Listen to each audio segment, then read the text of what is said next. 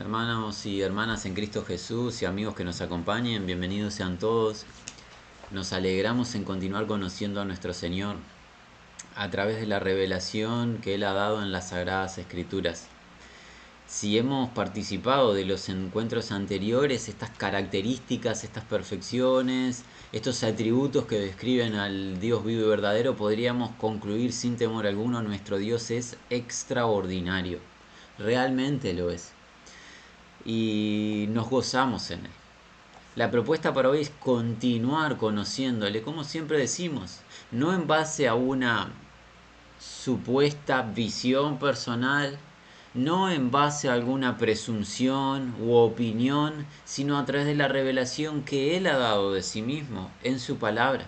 Él se encargó de inspirar a hombres del pasado hebreos, tanto en el Antiguo como en el Nuevo Testamento, y declaró quién Él es, para que el hombre, para que el ser humano le busque y le conozca. Nosotros estamos procurando hacer la lectura pública de lo que Dios dice acerca de sí mismo, no dándonos permiso ni margen a nosotros disponer quién Dios es en base a nuestros deseos, lo que sería un acto de idolatría, porque sería formar un Dios a nuestra idea. Por el contrario, la Escritura nos enseñó que Dios nos creó a su semejanza. Como Él es creador, Él es quien tiene la voz de autoridad y nosotros, sus criaturas, le oímos. La invitación para todos es dirigirnos al Antiguo Testamento, al libro de Éxodo, para conocer una nueva característica del verdadero y único Dios. Libro de Éxodo, capítulo número 34. Situación, escena: Dios, el único vivo y verdadero, el Dios de Israel, aquel que se declaró como el eterno ser, como aquel que lo trasciende todo, Jehová, va a presentarse a su siervo Moisés y va a revelar su presencia, va a contarle a Moisés, y por aplicación a todos los que hoy estamos leyendo, nos va a contar de sí mismo el Señor. Nos adelantamos solamente por un tema de tiempo, recordando que nuestra intención en esta serie es dar títulos acerca de las características de Dios, y que son muchísimos los pasajes que complementan cada uno de los atributos. Nosotros estamos dando simples títulos por un tema de tiempo, pero invitamos a que cada uno profundice. ¿Cómo? Leemos libro de Éxodo, capítulo 34, versículo 6. Y pasando Jehová por delante de él, ese él a que hace referencia es a Moisés, proclamó: Jehová, Jehová, frenemos. El Señor Dios pasa por delante de su siervo Moisés y al pasar cuenta acerca de él, algo que ya conocimos anteriormente en nuestro estudio de las características de Dios. El nombre Jehová habla, nos da la idea del Dios eterno, el que lo trasciende todo, el que es, era, el que será, siempre igual, sin modificaciones. El eterno yo soy, el yo soy quien soy. Así debería de dirigirse Moisés a los hijos de Jacob en referencia al Señor. El nombre del Señor ya le había sido revelado a Moisés y a la congregación de los hijos de Jacob. Pero ahora el Señor va a contar más verdad acerca de sí mismo. Él, nótese que Él está manifestándose a Moisés. Dios mismo le está diciendo a Moisés quién Dios es. Declaró: Jehová, Jehová. ¿Cómo sigue? Fuerte, misericordioso y piadoso. Nuestro objeto de estudio en esta nueva característica es el Dios misericordioso. La misericordia de Dios. Podemos definir a la misericordia de Dios de manera muy simple, muy escueta, como ese profundo sentimiento, como esa compasión, como ese lamento profundo de parte del Creador para con sus criaturas que le invocan. El Creador perfecto conoce la débil condición de sus criaturas formadas del polvo y se compadece de ellas. Lamenta la condición de las criaturas en nuestra propia maldad y Él opera en favor de los que le invocan. Vamos a ver de manera muy breve esta definición a lo largo de algunos pasajes, comenzando por este de Éxodo y algunos otros pasajes seleccionados, y vamos a ver ciertos parámetros en donde la misericordia de Dios se manifiesta. Pero volvemos a reiterar.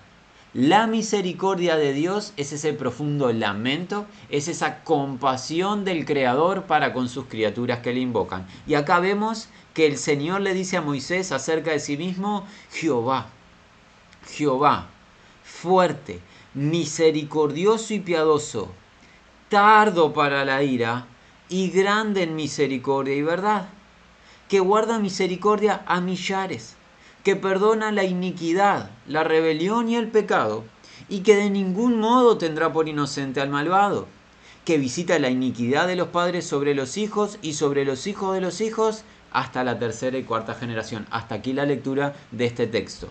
¿Cómo continúa la enseñanza? Ya se presentó como misericordioso y piadoso. Y ahora empieza a desarrollar esta idea de la compasión o la misericordia de Dios. ¿Respecto de qué en este pasaje? En detener y estirar, por así decirlo, en una expresión que sea comprensible para todos, estirar lo máximo posible su ira. Ira que veremos más adelante como una de las características de Dios en su justicia, sabiendo que Dios es fuego consumidor. Pero la ira de Dios es su demanda justa por las transgresiones, por el pecado del hombre. Dios tiene ira. Pero esa ira no la derrama con furor de manera instantánea, sino que el texto que demuestra la lentitud de Dios en el derramar de su ira. No porque Dios sea lento por incapacidad física o de alguna índole, en locura hablamos, sino que la lentitud de Dios para derramar su ira está limitada por su misericordia. Dios es lento para derramar su ira por mostrar grande misericordia o compasión a través de la verdad. Por ende, Dios no le da a la criatura lo que le corresponde al instante, que es el derramar del furor de su ira por la transgresión de su pecado. Recuerden, todo hombre, todo ser humano, a excepción de Dios hombre Jesucristo, hemos nacido en pecado y somos transgresores de la justa ley de Dios, merecedores del castigo. Pero Dios, quien es rico, quien es grande, abundante en misericordia, retrasa el derramar de su ira, con el fin de ¿qué? Que la criatura, el ser humano, le invoque, le llame, clame a Él para recibir el perdón. Cuando hablamos de perdón de pecado, hablamos del enviar lejos el pecado, para que el pecado ya no sea una carga que traerá condenación. Veremos de manera muy breve hoy, y cuando estudiemos la gracia de Dios, veremos cómo esto es posible ejecutarse todo en justicia. Pero eso llegará brevemente y luego más adelante en otras instancias. Este Dios es lento, no por incapacidad en su accionar, sino voluntariamente retarda, enlentece su ira. No que no tenga ira, sino que la enlentece, la retarda, la atrasa lo máximo posible para exhibir, para mostrar que su compasión, su misericordia y verdad. Esa misericordia la guarda, o sea, la exhibe, la mantiene a millares de millares, a una multitud, perdona la iniquidad, la rebelión y el pecado. Pero aquí muestra algo el texto. De ningún modo tendrá por inocente al malvado. ¿Cómo puede ser que Dios perdone o muestre compasión a multitudes y perdone el pecado de multitudes, pero de ningún modo tiene por inocente al malvado? Bueno, esto lo vamos a decir brevemente, pero se comprenderá en todo el consejo de Dios para aquellos que están interesados en él, de que Dios salva al pecador y lo salva de manera justa a través del sacrificio de un inocente, su Hijo Jesucristo. para Dios tener misericordia de sus criaturas que han pecado, todas ellas, empezando por este hermano que habla y continuando por todas y cada uno de los que estén escuchando en este momento. Para Dios tener compasión de nuestras almas y perdonar nuestro pecado, Dios en su justicia estableció sacrificar a un inocente, a un justo. Y ese uno es Jesucristo, su Hijo, quien es uno con el Padre, como se exhibió semanas anteriores en esta realidad de la sustancia, la esencia de Dios.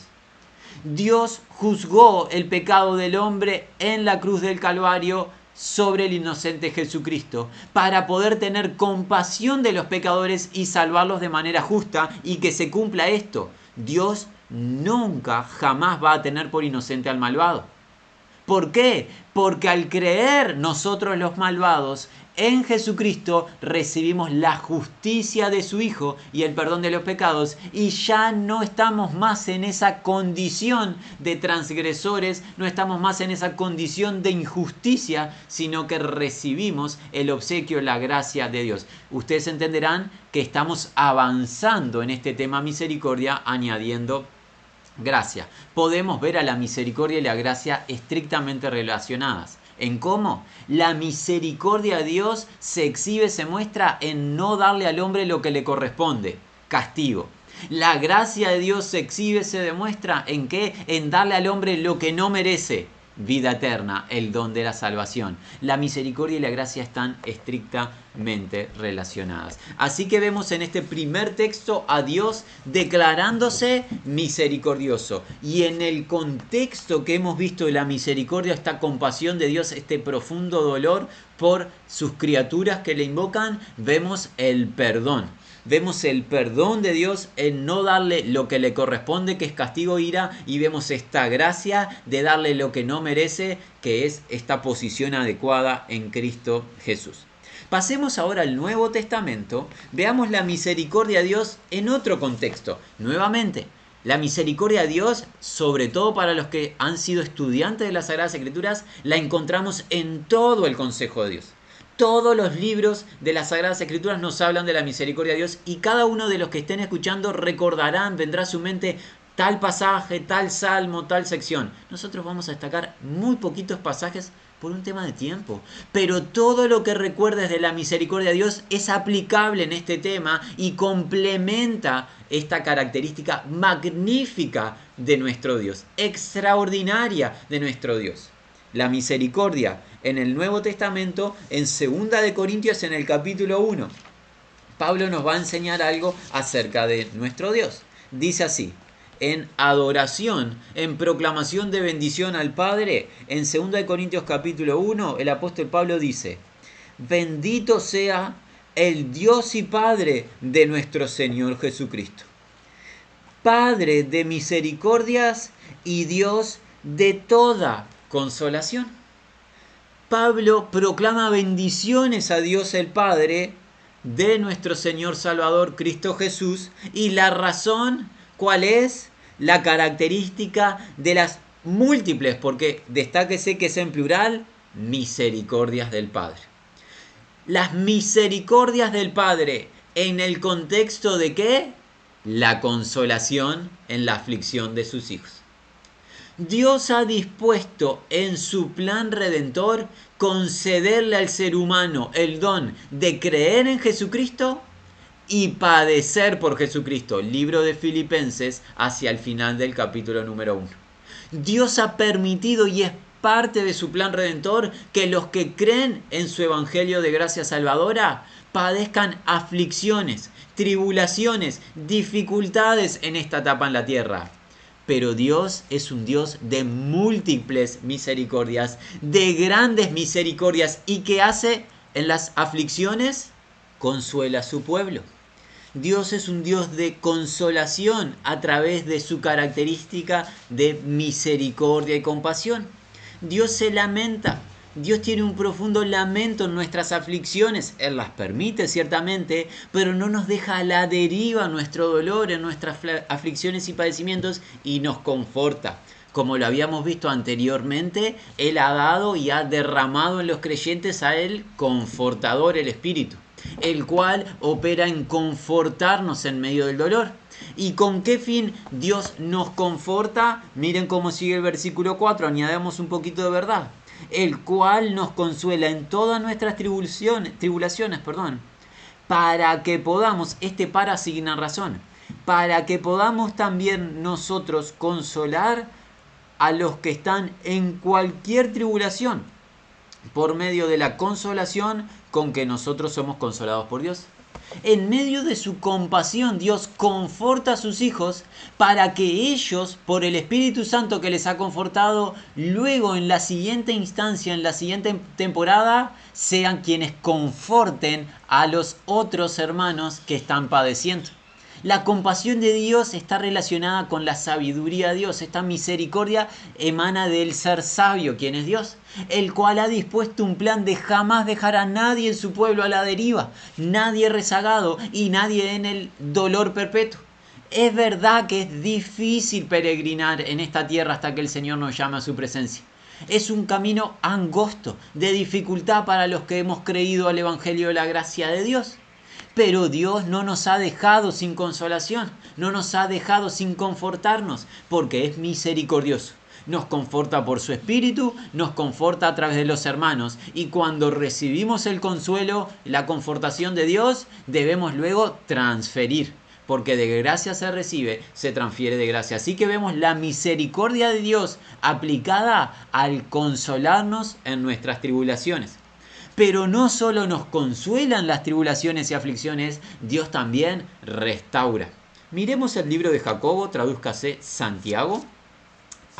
Nos acercamos hacia el final del Nuevo Testamento, en el capítulo número 5, fundamental este libro, este capítulo en particular, para que cada uno escudriñe. Nosotros vamos a adelantarnos solamente por un tema de tiempo al versículo número 10 y 11. Santiago 5, 10 y 11. Comienza así la exhortación para vivir de manera adecuada el tiempo que el Señor nos deje en la tierra. Hermanos míos, tomad como ejemplo de aflicción y de paciencia a los profetas que hablaron en el nombre del Señor.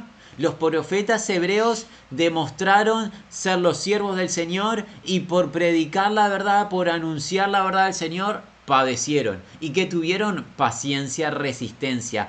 Fueron afligidos, pero resistieron en medio de la dificultad. He aquí, esta palabra es aquí, es un imperativo, prestar atención. Tenemos por bienaventurados a los que sufren. Y alguien diría en su pensamiento racional natural, no parece ser una dicha o una bienaventuranza el sufrimiento. Pero en el reino nosotros a los bienaventurados, ¿quiénes consideramos? Los que sufren, los que son afligidos, los que padecen por el reino. ¿Cómo continúa? Con un ejemplo del cual hemos oído y hemos leído. Aquí viene. Habéis oído de la paciencia, o sea, la resistencia de Job. Y habéis visto, el fin del Señor. ¿Cuál es ese fin? Que el Señor es muy misericordioso y compasivo. Nosotros apelamos al conocimiento de los oyentes del libro de Job y al que no hacemos un breve resumen.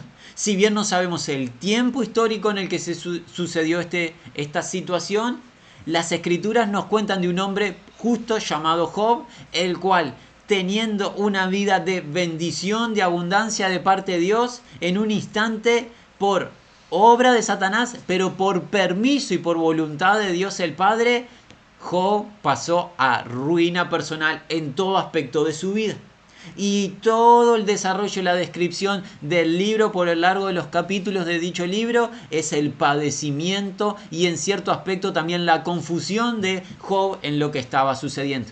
Pero hacia el final del libro sucede algo. Job recibe la gracia de Dios en el abrir su entendimiento y su conocimiento al punto de que Job confiesa su ignorancia acerca de Dios, se arrepiente delante de Dios y empieza ahora a conocer la plenitud de Dios luego de la aflicción. ¿Qué sucede? Dios restaura el estado de Job a una plenitud incluso superior a la primera instancia. Dios bendijo abundantemente a Job luego de la aflicción. Pero la clave no es la doble porción en cuanto a lo que recibió Job de familia, de recursos, de la índole que sea terrenalmente hablando. ¿Cuál fue la grande recompensa que Job recibió luego de ser afligido? El conocer ahora a Dios. Ahora mis ojos te ven. Luego de ser afligido, Job conoció la plenitud de Dios. Así que Jacobo nos cuenta, la aflicción de Job no fue en vano, porque si alguien lee el libro de Job, parece ser un padecimiento en vano, sin razón, incorrecto. En la vida de Job redundó en que Job conociese a Dios luego de ser afligido. ¿Pero de qué? ¿De nuestra vida? El libro de Job, la vida de Job, cuando sea que haya surgido esa situación, no sabemos si hace 3, 4 milenios atrás, algunos creen que es el libro más antiguo de las Sagradas Escrituras, no tenemos exactamente una referencia histórica de cuándo sucedió ese evento, pero cuando haya sucedido, millones de personas han leído la vida de Job, y Dios, ¿qué ha hecho? Les ha confortado en sus aflicciones, porque es tan misericordioso Dios que para confortar a su pueblo permitió la aflicción de su siervo Job, y hoy continúa usando esa situación para bendecir a los que llegamos generaciones después de Job. ¿No es bueno Dios? ¿No es sabio Dios? ¿No es misericordioso Dios? Nada sucede en vano. Las aflicciones que dijo Jacobo son una dicha. Bienaventurados los que sufren en el reino, porque el fin, el resultado postrero del Señor es de mucha misericordia y compasión. Job no hubiese experimentado la misericordia y la compasión en el primer estado, cuando todo le iba bien. Conoció la misericordia, la gracia, la compasión de Dios al final del camino, cuando Dios se manifestó en plenitud y Job le conoció, le vio con sus ojos. Ahí realmente Job comprendió quién Dios es. Y Dios es misericordioso y compasivo. Adelantémonos, nos queda muy poco tiempo y tendríamos muchos más pasajes. Vamos a ser un poco más selectivos. Veamos la misericordia y la compasión de Dios en pactar y permanecer firme y fiel en su pacto para con su pueblo, incluso en los tropiezos y en la rebelión de dicho pueblo. Vayamos ahora al Antiguo Testamento, vamos al libro de los Salmos. El libro de los Salmos consta de declaraciones continuas y reiterativas acerca de la misericordia de Dios. Por todo el libro de los Salmos vemos la misericordia de Dios manifiesta. Vayamos a uno en particular, el Salmo 89, donde nos cuenta el salmista en el comienzo de dicho salmo esto: las misericordias de Jehová cantaré perpetuamente, entiéndase, para siempre. De generación en generación haré notoria tu fidelidad con mi boca, porque dije, para siempre será edificada misericordia. En los cielos mismos afirmarás tu verdad. Hice pacto con mi escogido. Juré a David, mi siervo, diciendo, para siempre confirmaré tu descendencia y edificaré tu trono por todas las generaciones. La misericordia de Dios en este contexto se manifiesta en ¿qué? En la fidelidad del pacto que Dios hizo para con su siervo David, a quien Dios le prometió establecer y afirmar su trono para siempre, un trono de justicia en el cual se sentaría el Mesías Redentor, el cual gobernaría en un reino de paz, seguridad y justicia sin límite, y el cual edificaría una casa eterna al nombre de Dios. Dios prometió a David y es tan misericordioso como para cumplir su pacto, incluso en la rebelión de su pueblo. Porque ¿qué vemos en el libro de Isaías? Miren la condición de el pueblo Israel, pueblo de David. ¿Qué sucede con ellos? Por ejemplo, en el capítulo 54 dice así Dios. A partir del versículo 5, solamente por un tema de tiempo nos adelantamos. Dice, porque tu marido es tu hacedor. Jehová de los ejércitos es su nombre. Y tu Redentor, o sea, tu Salvador, el Santo de Israel, Dios de toda la tierra, será llamado. Porque como a mujer abandonada y triste de espíritu, te llamó Jehová. Y como a la esposa de la juventud que es repudiada, dijo, el Dios tuyo, por un breve momento te abandoné. Pero te recogeré con grandes misericordias. Nótese, destaque esto. El abandono es por momento corto, breve, es un momento limitado. Pero el resultado final, que es ese recibir, recoger de parte de Dios a su prometida, en este caso a Israel, su pueblo, es a través de múltiples, grandes misericordias. Con un poco de ira, mi rostro de ti escondí, es la idea, por un momento. Pero, contraste, con misericordia eterna tendré compasión de ti, dice Jehová tu Redentor. Nótese la diferencia. En la rebelión de su pueblo, una ira breve momentánea, un castigo limitado, pero el resultado, recepción misericordiosa eterna, perpetua, sin límite. Ese es nuestro Dios. Porque esto me será como en los días de Noé, cuando juré que nunca más las aguas de Noé pasarán sobre la tierra. Así he jurado que no me enojaré contra ti, ni te reniré. Porque los montes se moverán, los collados temblarán, pero diferencia entre lo anteriormente expuesto. ¿Qué fue lo expuesto? La creación va a sufrir cambio. Los montes, los collados tiemblan, se sacuden. Y alguien dice, qué difícil es mover un monte, un collado, no da fuerza humana. Bueno, la creación va a experimentar un cambio. Pero, sin embargo, contraste, no se apartará de ti mi misericordia, ni el pacto de mi paz se quebrantará, dijo Jehová, el que tiene misericordia de ti. Creación sucumbe, pasa, se altera. Misericordia de Dios perpetua, inmodificable, fiel Dios de misericordia. El que se compadece, el que contempla a sus criaturas que claman a Él, que le invocan y que actúa, el que no es indiferente. Nosotros hoy vamos a apelar a ti que aún no has creído al Evangelio. Amigo, amiga, tú que crees en ti mismo, que crees en grupos artísticos, en grupos deportivos, en seres políticos, en lo que sea que tú crees. ¿Quién tiene compasión de ti, amigo o amiga? Solo Dios. Vuélvete a Él. Arrepiéntete. Cree en su Hijo Jesucristo. Porque no hay Dios sino el único Dios vivo y verdadero, el Señor nuestro Dios, el que tiene misericordia de ti. El que se compadece de tu condición de debilidad que no te puedes tú restaurar a ti mismo. Él es quien tiene compasión de Jacob, de Israel. Con breve o poca ira le reprendió, pero con grandes, múltiples misericordias le recibe. La tierra es sacudida, la tierra y la creación va a perdición, la misericordia perpetua, permanente, no se modifica. Dios tiene misericordia de su pueblo. Adelantémonos al capítulo 55, para con Israel, pero para con toda criatura. Este es el llamado que comienza así: a todos los sedientos, venid a las aguas. Y los que no tienen dinero, venid, comprad y comed. Venid, comprad sin dinero y sin precio vino y leche. ¿Por qué gastáis el dinero en lo que no es pan y vuestro trabajo en lo que no sacia?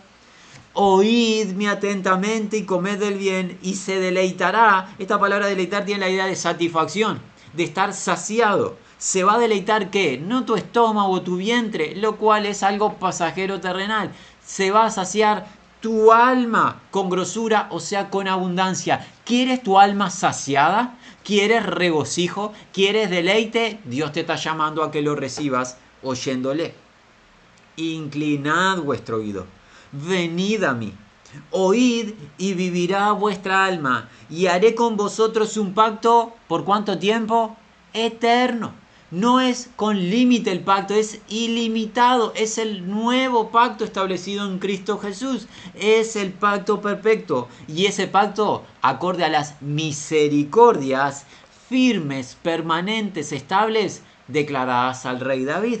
He aquí yo lo di por testigo a los pueblos, por jefe y por maestro a las naciones. He aquí llamarás a gente que no conociste, y gente que no te conocieron correrán a ti por causa de Jehová tu Dios y del Santo de Israel que te ha honrado. Buscad, este es un imperativo para todo oyente, buscad a Jehová mientras puede ser hallado. Llamadle en tanto que está cercano. ¿Cuándo puedo buscar a Jehová? ¿Cuándo es el momento de buscarle? ¿Cuándo es hallado el Señor? Hoy. Porque hoy tengo vida, porque hoy respiro, porque hoy su palabra me está siendo proclamada. Mañana no sé. Porque mañana no sé si yo estoy en esta tierra respirando, si estoy entre los vivientes. Hoy es el día de buscarle. Hoy es el día de llamarle. Hoy es el día en el cual Él se encuentra cercano. ¿Cómo continúa? Fundamental el versículo 7, en donde añadimos la misericordia de Dios a través de su pacto firme con su pueblo, y ahora añadimos la misericordia salvadora de Dios. Versículo 7. Deje el impío su camino y el hombre inicuo sus pensamientos y vuélvase a Jehová. ¿El llamado cuál es? Arrepentimiento. El comienzo del versículo 7, si bien no consta en el hebreo con la palabra arrepentimiento, la idea o la definición está impresa en él. ¿De qué? De ponerme de acuerdo con el Señor que ha juzgado mi pecado, me ha hallado pecador. Debo de ponerme de acuerdo y reconocer mi estado y mi condición delante de mi juez, mi creador. Y debo de disponerme a ya no vivir para mí mismo, sino volverme a Él, girar hacia Él, o sea, disponer mi vida en sus manos. Ahora, ¿qué hará Él cuando nosotros nos ponemos de acuerdo con su diagnóstico? Cuando nosotros nos arrepentimos de nuestro pecado, ¿qué ofrece Dios al individuo? La segunda mitad del versículo 7, el cual, ¿quién es ese? El Jehová. Jehová tendrá de él misericordia, y al Dios nuestro, el cual será amplio en perdonar. Todo ser humano ha nacido en pecado, a excepción de Dios hombre, Cristo Jesús, quien se encarnó. Todos somos acreedores y merecedores de la justa ira y el castigo eterno de Dios en un lago que arde para siempre.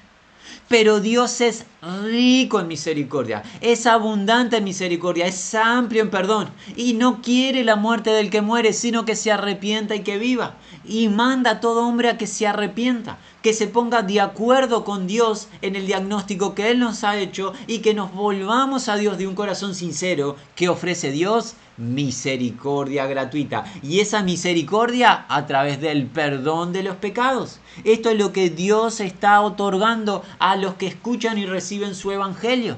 El perdón de sus pecados. Y tú dirás, a mí no me es muy relevante mis pecados. Sabe que es una deuda que no puedes pagar y es la deuda de tu alma. ¿Cómo sabemos eso? Por el Evangelio de Mateo, en una parábola que enseñó el Señor Jesús, que no vamos a tener el tiempo de leerla toda, pero leemos una muy breve sección. Evangelio de Mateo, capítulo 18, dice así el Señor de Gloria en una enseñanza que dio cuando estuvo en la tierra, a partir del versículo 23. Por lo cual el reino de los cielos es semejante a un rey que quiso hacer cuentas con sus siervos. Y comenzando a hacer cuentas le fue presentado uno que le debía 10.000 talentos. Historiadores nos cuentan que esta suma, estos 10.000 talentos, es una suma que no se puede conseguir o conquistar a través del trabajo legal humano. No le alcanza la vida a un ser humano para trabajar y producir esta suma de dinero. O sea, es algo impagable a través del accionar del hombre.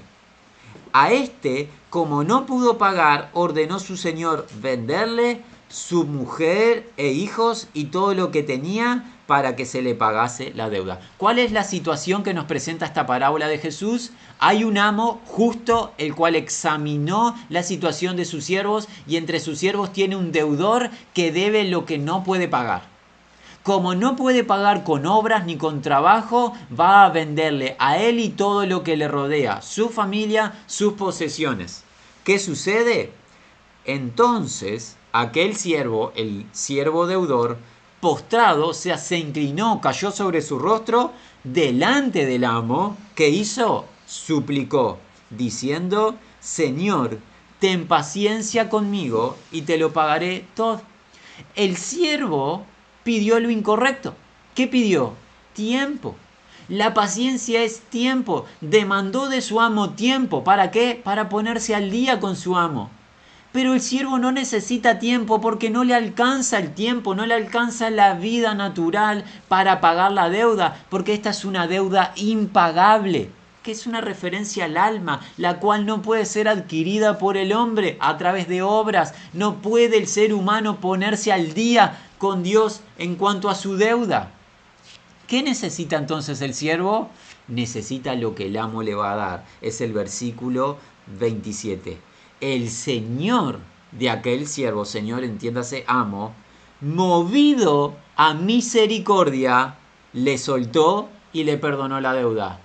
Nótese que el amo no le dio lo que pidió el siervo. El siervo pidió paciencia. Paciencia, tradúzcase, la idea es tiempo para ponerse al día. El amo no le dio tiempo para ponerse al día porque no se podía poner al día. ¿Qué mostró el amo? Misericordia. ¿Misericordia en qué? En perdonar la deuda y liberarle. Misericordia y gracia salvadora. Esta es una clara referencia. Luego continúa la parábola y es una enseñanza en cómo debemos actuar con el favor de Dios y cómo debemos de ministrar misericordias unos a otros. No vamos a hacer hincapié en esto hoy, solamente por un tema de tiempo. Cada uno, por favor, continúe la lectura de esta parábola y la rica enseñanza que tiene para el lector. Pero ¿qué destacamos? La misericordia del amo. ¿Qué hace? Se compadece de las carencias, de la debilidad de las criaturas. No tenemos cómo pagar por nuestra alma. ¿Qué necesitamos? No necesitamos tiempo para volvernos mejores, como las religiones todas intentan hacer que el hombre sea bueno y que haga obras para que pase a ser bueno. El hombre no puede ser bueno ni puede hacer nada por sí mismo. El hombre lo único que necesita es la misericordia y la gracia salvadora de Dios, perdonando su pecado y transformándolo Dios al hombre, haciendo Dios la obra salvadora. No nos podemos salvar a nosotros mismos. Y todo esto culmina con la declaración de nuestro maestro, el apóstol Pablo. Él resume la misericordia salvadora de Dios en su propia vida. Como lo declaró en la primera carta de Timoteo, dice así en el capítulo 1 desde el versículo 12. Doy gracias al que me fortaleció, a Cristo Jesús, nuestro Señor, porque me tuvo por fiel poniéndome en el ministerio. Habiendo yo sido antes blasfemo, perseguidor e injuriador.